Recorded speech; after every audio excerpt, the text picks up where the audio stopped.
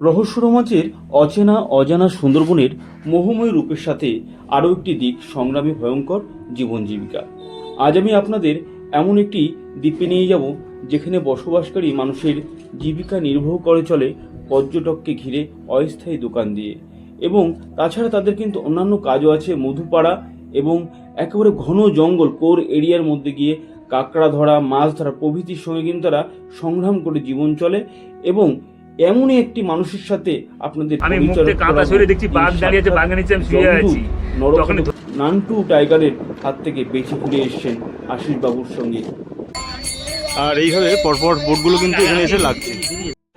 দেখো, গ্রাম্য যে বাজার বসেছে সেটা কিন্তু রাস্তার পাশে।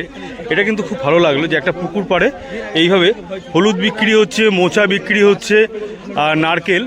আর এখান থেকে অসংখ্য মানুষ কিন্তু এখান থেকে নিচ্ছেন। হলুদ কত করে দিচ্ছ? হলুদ 20 টাকা, মানে কি একটা থোকা? বাহ, এটা কি আপনাদের এই ক্ষেতেরই নাকি? এখানে আচ্ছা আচ্ছা। দেখো, কাঁচা কলা আর একেবারে দেশি ডিম। এখানে যারা আসছেন এগুলো কিন্তু নিয়ে যাচ্ছেন। বাহ, এই যে হলুদ, বেশ ভালো লাগলো বিষয়টা যে এরকম রাস্তার ধারে বাজারঘাট কিন্তু এরকম গ্রাম অঞ্চলেই দেখা যায় আর কি। আর সুন্দরবনের প্রত্যন্ত জায়গায় এগুলো দেখা স্বাভাবিক। এই যে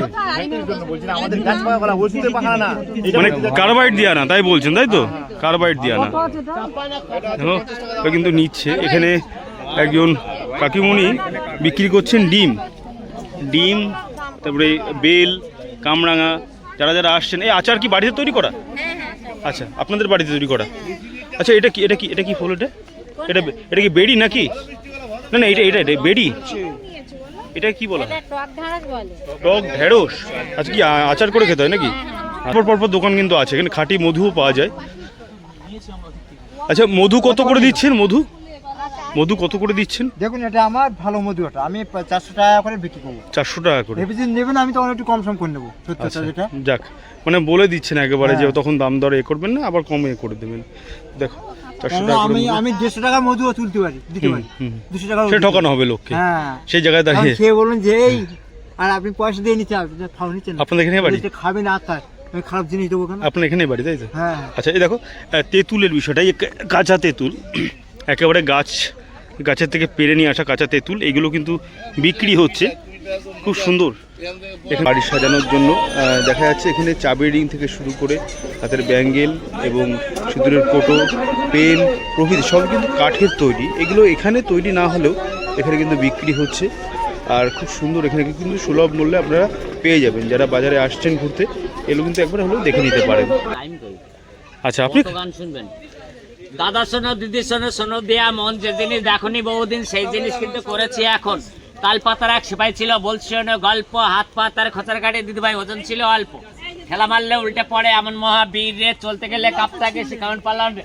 দিদিভাই আতা গাছে, তোতা পাখি, ডালিম গাছে বউ, ছোটবেলায় মাত্র মা বাবা, এখন মারে বউ। লঞ্চের নোংরামি তুমি হবে কাছে, দুজনাতে একই সাথে কত ভালোবাসি। আলু ভাতে, কোলা ভাতে, তালপাতা শিবে, আরো ভাতে ডাল, তোমার আমার ভালোবাসি থাকবে চিরকাল। আমার গ্রাম আছে বিজয়নগর, সুন্দরবন থানা। তালপাতা সেবাই ঝড় খেয়ে ভুলে গেলে বিজয়নগরের কথা, তোমার কথা মনে হলে লাগে প্রাণে ব্যথা। বহুত থ্যাংক ইউ। খুব ভালো। 30 টাকা দাম। তো তালপাতার সেপাইও কিন্তু রেহাই নেই, তার বউ কিন্তু তাকে মারে, সেটাই কিন্তু উল্লেখ করে বললেন উনি। যে একটা বিষয় আমি বলি, এই তালপাতার সেপাই যে গল্পটা, এটা কিন্তু ছোটোবেলায় আগেকার দিনে খুব মানে খেলনা বলতেই তালপাতার সেপাই, জল বেলুন, এইগুলো প্রভৃতি ছিল। এখন কিন্তু অনেক সময় গেম, বিভিন্ন দামি জিনিস পাওয়া যায়। তা সেই জায়গায় দাঁড়িয়ে এগুলো কিন্তু একেবারে বিলুপ্তর পথে, এগুলো এখানে কিন্তু দেখা যাচ্ছে। সুন্দরবনের এই কাঁকড়া, সুন্দরবনের এই যে কাঁকড়া, কি বড় বড় কাঁকড়া। একবার আপনি কচ্ছপ ভেবেছিলেন না? হ্যাঁ, এই বড় সাইজ তো, সেই কারণে কচ্ছপ ভেবেছিলেন। এখানে কিন্তু বেশ কাঁকড়া আছে। 1000 টাকা বেচতে পারবো না, কেনা আসেনি তো। আচ্ছা, এটা কি ফার্মিং এর না এমনি? না, এগুলো ডাইরেক্ট জঙ্গলে মাল। এক্ষুনি যারা ফিশিং করতে যায় তাদের কাছ থেকে। আচ্ছা, এই সকালে যারা গেছিলেন তারাই ধরে নিয়ে এসেছেন? হ্যাঁ, কি মানে কি বলে? আচ্ছা ছিল। দেখো কি সাইজ, কিন্তু মানে কচ্ছপের মতো। হ্যাঁ, একটা বিশাল কাঁকড়া। দেখো, 500 গ্রাম 700 গ্রাম ওয়েট আছে। 500-700 ওয়েট। চেক করে দেন, 700 গ্রাম। সুন্দরবন অনেক বিট আপনারা হয়তো ঘোরেন, কিন্তু এই গ্রাম্য পরিবেশ যেখানে আর কি ধান চাষ হয়েছে এবং একেবারে পল্লী গ্রামে যেটা আর কি হয়ে থাকে সেটাই কিন্তু এখানে প্রতিচ্ছবি দেখা যাচ্ছে।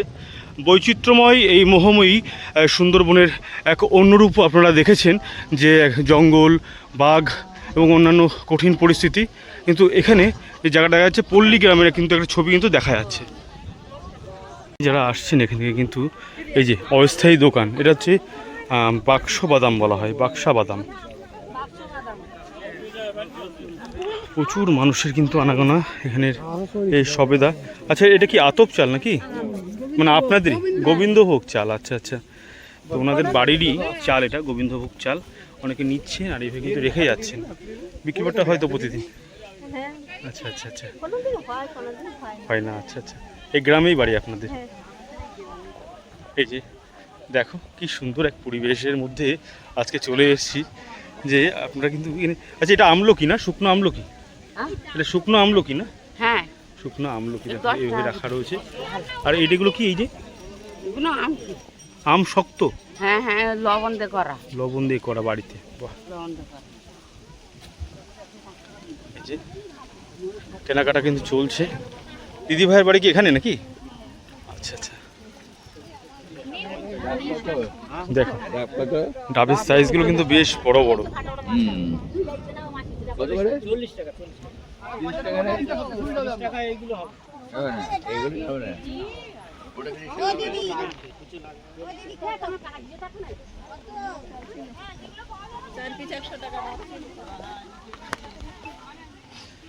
এখানে অনেকগুলো দোকান দেখলাম, আর এখানে কিন্তু কাঠি ভাজা, যে মিষ্টি। আচ্ছা, এটা আমলকি না? আমলকির মোরব্বা এটা। বিভিন্ন মিষ্টাদি এখানে কিন্তু আছে, যেমন গজা আছে, আর গরু বাদাম যেটাকে বলা হয়, চিট বাদাম না, চিট বাদাম বেশ টেস্টি।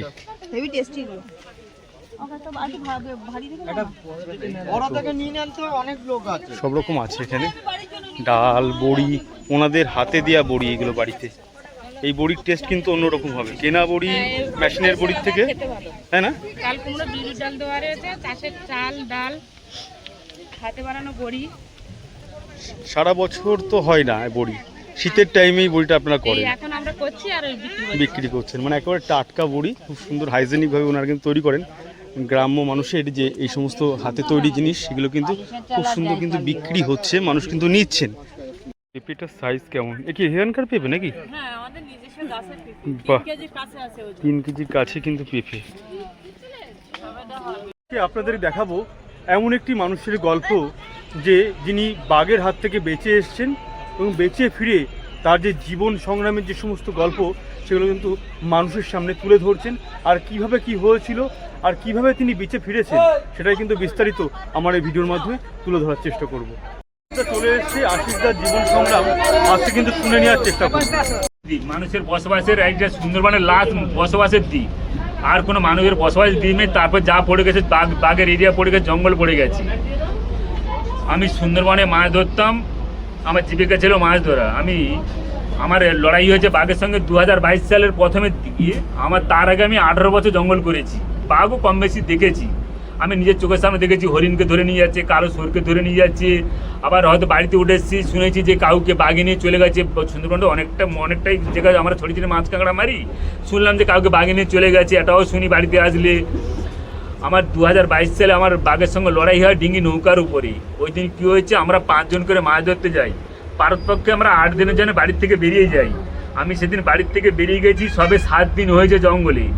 7 দিনের দিন সন্ধ্যের একটু আগে আমি বড় নদীতে অ্যাঙ্কার করেছিলাম। সেটা নদীটার নাম হচ্ছে বিদ্যাধরী নদী। আমি অ্যাঙ্কার করেছিলাম, ওর পাশেই আছে ধবনির খাল। ওই খালে আকাশে মেঘ দেখে সন্ধ্যের একটু আগে নৌকো ভিতরে ঢুকে দিয়েছি। আর আমার গায়ে সেদিন খুব জ্বর ছিল, আমি ঘুমাচ্ছিলাম। আমার 4 জন সঙ্গে ছিল, ওরা খুব জোরে চিৎকার করতে আমার ঘুম ভেঙে গেছে। আমি মুখতে কাঁথা সরিয়ে দেখছি বাঘ দাঁড়িয়ে আছে, বাঘের নিচে আমি শুয়ে আছি। তখন ধরে ফেলেছি বাঘকে পাঁজা করি, বলেছি মা গো বাঁচাও। মাথাটা ফেটে গেছে, আমি শব্দ পেয়েছি। তারপর 8 মাস পরে আমার জ্ঞান এসছে।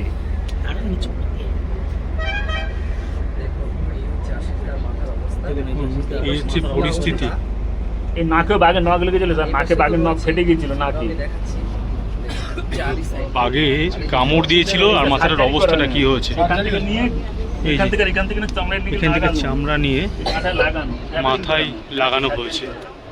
এবং মাথার পরিস্থিতি কিন্তু একেবারে একটা কুমড়ো পড়ে গেলে যেরকম হয় মাটিতে। এই যে এই একটা নকেল এই যে দেখি নকুল একটা এইদিকে দিকে নকুল দাগ। এইটা খুলি নেই, আচ্ছা এই জায়গাটা খুলি কিন্তু নেই, এই একটা অপারেশন লাগছে খুলি নেই, এটা খুলি নেই। ইনি হচ্ছে আশিস দা। কি একটা পরিস্থিতি। আমি 8 মাস জানি না বেঁচে আছি, 8 মাস আমি কিছুই জানি না। 8 মাস ধরে শুনলাম যে আমি বাঁধলাম কি করে ম্যাম। আমার সাথীরা নৌকার থেকে বাঁধকে নাকি লাঠি দিয়ে মাছ ধরে নামিয়েছি, নামানোর পর ওই জঙ্গল থেকে কিন্তু অনেকটা নিচে না, আমি তো জিজ্ঞাসা করে তোরা নিয়ে আসবি তাহলে কি করবো, অনেকটা তো নিচে 14-15 ঘন্টা সময় লাগতো। ওই যে ম্যাম ভেবে নৌকা আসলাম, ওই নৌকা তাহলে ভেবে কত সময় লাগছে। আবার এবার ওরা কি করে সঙ্গে সঙ্গে ছাড়ানোর সঙ্গে সঙ্গে আমাদের আইল্যান্ডে ফোন করেছে। আমাদের আইল্যান্ডে বন দপ্তর অফিস আছে, বিদ্যাপুরের টাইগার অফিস, সঙ্গে সঙ্গে এলাকার বাণী অফিসে খবর দিয়েছে। বন দপ্তর নাকি ওখান থেকে আমাকে তুলে নিয়ে এসছে, স্ক্রিন করে তুলে নিয়ে চলে এসছে। এর জন্য বন দপ্তরকে সাধুবাদ জানাই, কিন্তু অপারেশন দায় ম্যাম একদম নেয়নি। আমার বাবা জমি বিক্রি করে করেছি, তার জন্য ম্যাম ওইটা আর করতে পারছি না। বাবা তো জমি নেই, আর করতে পারছি না। আচ্ছা, জঙ্গলে আপনাকে শিকার করার আগে আপনি কতদিন আগে গেছিলেন মাছ ধরতে? আমরা 5 জন করে যাই। আমি সেদিন 7 দিন হয়েছে, তার আগে আমি 18 বছর জঙ্গল করেছি। আচ্ছা, আমি বাঘও দেখছি, আমার অভিজ্ঞতা একটা আছে। বাঘের এই মধু কালেক্ট করতে গিয়ে কি হয় সে স্টোরি আমার কাছে আছে। কতজন মধু কালেক্ট করতে কতজন গেছে। আমরা জানি যে হয়তো বাঘে একটা মানুষকে নিয়ে যায়। আমাদের সুন্দরবনে একটা জায়গার নাম আছে চামটা ভোলাখালী, জায়গাটার নাম চামটা ভোলাখালী। ওই জায়গায় মধু কালেক্ট করতে গিয়ে পারমিশন করে মধু কালেক্ট করতে গিয়েছিল। আয়লার আগে একটা বাঘে পরপর 3 জনকে নিয়ে চলে গেছে। সেটা হচ্ছে জায়গাটার নাম চামটা ভোলাখালী। এটা আমাদের সুন্দরবনের রেকর্ড। হ্যাঁ স্যার, এবারের বিষয় 7 জন ছিল, 4 জন যে ফিরে এসেছে, মানুষ তো বিশ্বাসযোগ্য হতে পারে না। সেই জায়গায় স্পট ইনকোয়ারি হয়, বন দপ্তর ডিপার্টমেন্ট আর লোকাল প্রশাসন ডিপার্টমেন্ট। স্পট ইনকোয়ারিতে রিপোর্টে পাওয়া গেছে না একটা বাঘে 3 জনকে নিয়ে গেছে। একটা বাঘে 3 জন? 3 জনকে। একটা রেকর্ড আমাদের সুন্দরবন। আমার এলাকায় শুনবেন যে সুন্দরবনে এরকম কাণ্ড ঘটেছে, এটা একটা বাস্তবিক ঘটনা স্যার। আচ্ছা, আমার ম্যাম পাচ্ছি না ম্যাম, আমি ভারসাম্য হারিয়ে ফেলেছি। আমি হয়তো বাঁচবো না আর ম্যাম। আমার মানসিকতা হারিয়ে গেছে, বাঁচার মানসিকতা নেই। আচ্ছা বলছি, আপনি যখন দেখলেন বাঘটাকে, মানে বাঘের মুখটা কত বড় হবে? মানে অনেক আমার সঙ্গে যে বাঘের লড়াই থাকছি বলেছেন, আমার সেটি একটু সমস্যা। যে বাঘের সঙ্গে লড়াই হয়েছে আমি 8 মাস পরে শুনলাম। আমার বাড়িতে এই যে টুপিটা পরে এসেছি, এটা হচ্ছে অভিজিৎ সিনহা দেওয়ার, একজন ক্রিকেট খেলোয়াড়।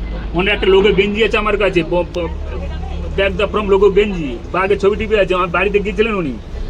আমি জিজ্ঞাসা করছিলাম গাইডকে উনি কেন এসছে। পরে আশিস ভাই ইনি বলছে যে উনি শুনেছে ডিপার্টমেন্টের কাছ থেকে তুমি একদম সেরা বাঘের সঙ্গে লড়াই করেছো, এই জন্য উপহার নিয়ে এসছে তোমার কাছে। আমার বাড়িতে গিয়েছিলেন উনি, একজন ক্রিকেট খেলোয়াড় অভিজিৎ সিনহা। আর যুবরাজ এসেছিলেন কিছুদিন আগে, একজন খেলোয়াড়, আমার বাড়িতে গিয়েছিলেন। তা বলছে তুমি একমাত্র সেরা টাইগার সঙ্গে লড়াই করে এসছো বলে এই জন্য বিধি সেরা তোমার কাছে আছে। তার নাম হচ্ছে নান্টু টাইগার ম্যাম। 201 মানুষ খেয়েছে, 8 ফুট লম্বা, 252 কেজি ওজন, মানে 2 কুইন্টাল 52 কেজি ওয়েট। বুঝতেই পারছো, সব থেকে বড় বাঘ। নান্টু টাইগার কি এখন বেঁচে আছে? 23 সালে স্যার আমার সঙ্গে লড়াই হয়েছে। 22 সালের প্রথমে শুনলাম যে কিছুদিন আগে 23 সালে মরিচঝাপি দ্বীপে মারা গেছে। এই দিকটা আছে একটা মরিচঝাপি দ্বীপে মারা গেছে নান্টু টাইগার। বয়স হয়ে গেছিল অনেকটাই, বয়স হয়ে মারা গেছে। হ্যাঁ মারা গেছে, বয়সজনিত কারণে মারা গেছে। স্বাভাবিকভাবে চলাফেরা করতে পারেন? আমি স্বাভাবিকভাবে স্যার আমি চলি বলতে স্যার, আমি আপনাদের ভালোবাসা খাতিরে আমি আসিনি। আমার আসার কারণে আমার প্রয়োজন নেই, আসি একটাই কারণে। এইটা স্যার বলে দিয়েছে এনকে পদ্মার, আমার প্রাইভেট হয়েছে ধাবা বাইপাসে, অতীন্দ্র মেডিকেয়ার, ডিআর এনকে পদ্মার। উনি বলে দিয়েছে, আপনার ফোন করলে অনেক স্যার ফোন করে এনকে পদ্মা সার্চ করলে, যে আমরা বলেছি এটা 2.5 লক্ষ টাকা লাগবে আর সার্জারি করতে, 9 দিন লাগবে বলেছে। গভর্নমেন্ট থেকে এই বাঘের আক্রমণের পরে ফরেস্ট রেঞ্জের অফিস বা গভর্নমেন্ট থেকে কোনো টাকা বা কিছু অনুদান পেয়েছে? নমস্কার স্যার, আমি বন দপ্তরকে সাধুবাদ জানি, আমাকে নিয়ে আসার জন্য একটা কৃতজ্ঞ আমি থাকলাম সারা জীবন, যতদিন বাঁচবো। তার কারণ না নিয়ে আসলে আমি ওখান থেকে বাঁচতাম না। তবে এই যে আর্থিক দিক দিয়ে কোনো হেল্প করেন, তার কারণ আর্থিক দিক দিয়ে আমার ক্ষতি করেছে আমার বর্তমান যে শাসক দল আছে তৃণমূল দল। তার কারণ মাকে হেনস্থা করেছে। মা গিয়েছিল ওই সময়, আমার মা গিয়েছিল ওই সময়, মাকে নিয়ে এলাকার লোক চলো না আমাদের এখানকার তো বিধায়ক, আমাদের দ্বীপের বিধায়ক, যাই চল তুমি জায়গা তো বিক্রি করবে। আমার বাবা মা জায়গা বিক্রি জানেন, আমাদের এখানকার লোক তখন জায়গা বিক্রি করেছে 3.5 লাখ টাকার জায়গা, জমির বিঘা বিক্রি করেছে, জায়গা জলের দামে বিক্রি করে দিয়েছে। দাদা কিছু মনে করবেন না, পলিটিক্যাল ব্যাপার বাদ দিয়ে এমনি আপনার না আমার বলতে স্যার, শান্তনু সেনের চিঠি আছে আমার কাছে, বাড়িতে লেবুল চোটে গেছি, কালীঘাটে গেছিলাম এই অপারেশন করার জন্য। শান্তনু সেনের চিঠি এসএস কেমে দিয়েছিল, এমবিপি পিজিস রয় সুপারের কাছে, সে চিঠিও কাজ হয়নি। আমি কেন বলবো না, আমার কষ্টের কথা বলছি। আমি তেমনি মরে গেছি। পরিবারে কে কে আছে? আমার 2টো ছেলে, বাবা মা আছে, স্বামী স্ত্রী আছে। আমার ধরে কেউ নেই, আমি একাই আছি। আচ্ছা, আনুমানিক কত খরচ হয়েছিল আপনার এই অপারেশন? 28 লক্ষ টাকা স্যার। 28 লক্ষ টাকা। আমার বাড়িতে বাপরে বাপ, কিচ্ছু নেই, সব শেষ একটা করে অসহায় দিয়েছি। মানুষের প্রতি 28 লক্ষ টাকা খরচ করা মানে কিন্তু আচ্ছা, চারটিখানি বলছি ব্যাপার যে নয়। আপনি এটা জানেন এই মোহনাতে একটা তেলিয়া ভোলা নামে একটা হ্যাঁ স্যার, মাছ আমাদের পাওয়া গেছিল। সুন্দরবনে আমার যে অ্যাক্সিডেন্ট হলো 2022-এর প্রথমে, 21 সালে একটা তেলেভলা পেয়েছিল আমাদের বাড়ি বালি আইল্যান্ড, বালি বিজয়নগরে, আমার নদীর ওপারটা আছে সোনাগার পাড়, তার নাম হচ্ছে বিকাশ বর্মন। একটা তেলেভলা পেয়েছিল 36 কিলো, মাছটা বিক্রি হয়েছিল 49 লক্ষ টাকা আরে বাপ। বিক্রি হয়েছিল। মানে ওই মোহনার থেকে পেয়েছিল তাই তো? হ্যাঁ, ওই মাছটা পেয়েছিল ঝিলা বলে একটা নদী আছে, ঝিলা নদী, ঝিলা নদীতে মাছটা পেয়েছিল, নাম হচ্ছে তেলেভলা। ও মাছের দাম খুব ম্যাম, সবাই পায় না, কপালে যার হয় তার হয়, ও মাছ সবাই পায় না ম্যাম। শুনেছি ফুলকো দিয়ে ওষুধ তৈরি হয় ওর কোনো হয়তো। পটকা নাকি বিদেশে পটকা, চলে যায়, পটকা। হংকং চলে যায়। মাছটা আমাদের শিয়ালদা মাছটা থেকে যায়, পটকাটা কেটে নিয়ে হংকং চলে যায়। বাবা। আচ্ছা, আপনি তো জঙ্গলে অনেক ঘুরেছেন, হ্যাঁ। আপনার দেখা সব থেকে ভয়ঙ্কর জঙ্গল কোনটা মনে হয়েছে আপনার? আমাদের সব থেকে ভয়ঙ্কর এখন বর্তমান আমাদের সুন্দরবনে বাঘ বেঁচে আছে, হলদিবাড়িতে বাঘ বেঁচে আছে। আমাদের হলদিবাড়ি? এখানকার যে জেলেরা মাছ কাঁকড়া মাছ আমার কাছে রিপোর্ট করে আসি, প্রচুর বাঘ বেড়েছে হলদিবাড়িতে। আমাদের সব থেকে ডেঞ্জার জঙ্গল হচ্ছে চামটা জঙ্গল, খুব খতরনাক জঙ্গল চামটা। আচ্ছা, সামান্য হয় কাঠের উনানে, সে ছাইও ফেলে না, কেউ বাড়িতে গেলে বসার জায়গা দেয় না, কোনো কেউ দান অনুদান চাইতে গেলে দেয় না, কারণ আমরা যেহেতু মার বাতা ভিক্ষা করতে গেছি, এই জন্য কাউকে দেয় না ম্যাম। সিঁদুর পরে করে না, মাথায় তেল মাখে না, মাথায় চিরুনি দেয় না। মানে বনবিবির পুজো করে আপনারা তো যাই, মাছ ধরতে যাই হ্যাঁ প্রত্যেকবার। স্যার যাই। আচ্ছা, আপনার ঘটনা কি এরকম জানা আছে, মা বনবিবির যে সময় বাঘের আক্রমণের সামনে পড়েছে, তো বনবিবির নাম করে অনেকে বেঁচে গেছে? হ্যাঁ স্যার, ঠিক বলেছেন স্যার।